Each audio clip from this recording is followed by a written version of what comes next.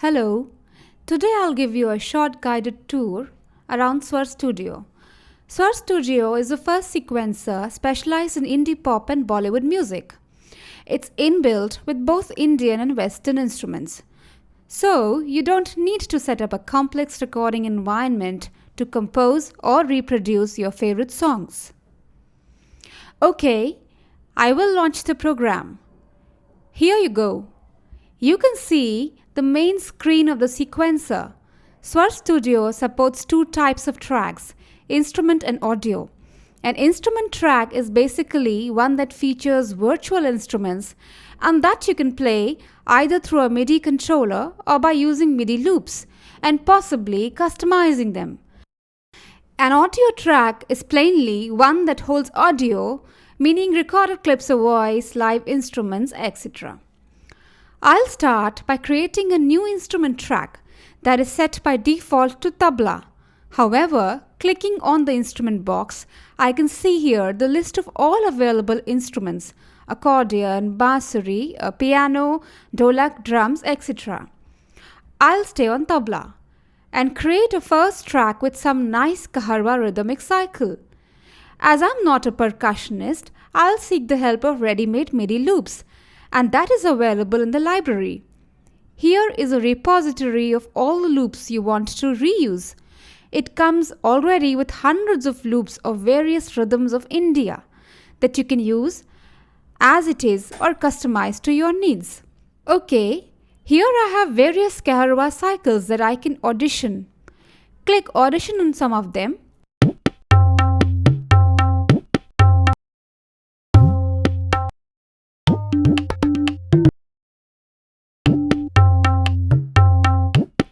I'll select this one and drag it here.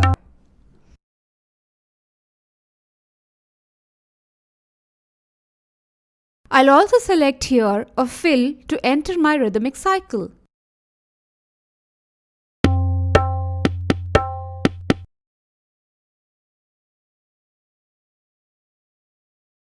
Say this one. I'll drag it at the beginning here. I'll also create a few more cycles for my rhythm by right-clicking on my rhythmic cycle and selecting copy loop. Then I click on paste and it will create a copy each time. Okay, now I'll start playback. I can either click on play or press the space bar. There you go. It's a bit slow, so I'll increase the speed to say 180. Now again. Cool. Now I will create a new instrument track which I'll set to brightness. Here I'll create the track myself through my attached keyboard. For that, I put my play cursor at the position where I want my recording to start and then arm the track by pressing the record button. Two things happen immediately. My track starts blinking, telling me that it's ready for recording, and also a recording cursor appears at the position of my playing cursor.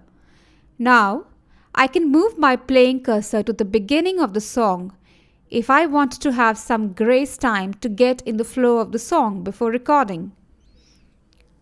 Also, to get a proper rhythm while I record, I'll activate the metronome here. Okay, I'm all set to start recording. All I need to do now is to press space for the recording to start. Okay, now I press the space bar again and my recording created a new loop in the track that I can rename as intro. I can play it again as it is. If I'm not happy with some of the notes played, I can edit the loop in a piano roll view by simply double-clicking it. In this case though, I don't need a masterpiece, but I just want my notes to be perfectly in sync. For this, I can right-click on my loop and select a quantization level. I can try various levels or even return to my unquantized loop. In this case, I will set the quantization to 1/16.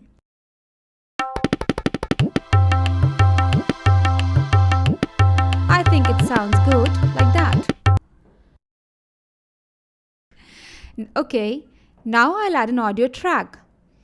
So, I'll just record some nice voice samples from my keyboard. Here, the system is the same. You place the playing cursor at the point where you want the recording to start, and then you arm your track. Now, I start playback and I record.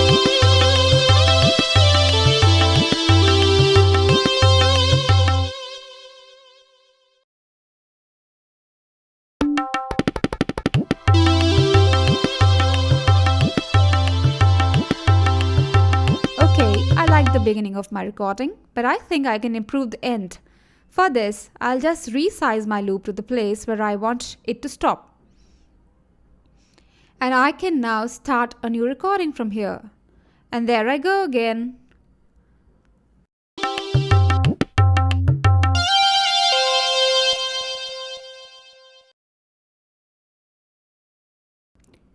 Okay, I want to keep it short, so I won't be too fussy about it. I just want to show you how you can add some nice effects to your tracks by clicking on the effects button. Here you can pitch shift your track so as to match the others, and you can also add effects like a nice reverb. You can also display the virtual instrument editor to customize the ADSR settings like shortening or increasing the sustain. Okay, there are loads of other things you can do in Swar Studio, but we can't cover them all in this short video. We'll prepare more tutorials as time goes on, but in the meanwhile, you will find more help in the user manual available in the help menu. I now take leave of you, hoping you will enjoy this new product from Swar Systems. Let us know if you need any further information. In the meanwhile, happy composing!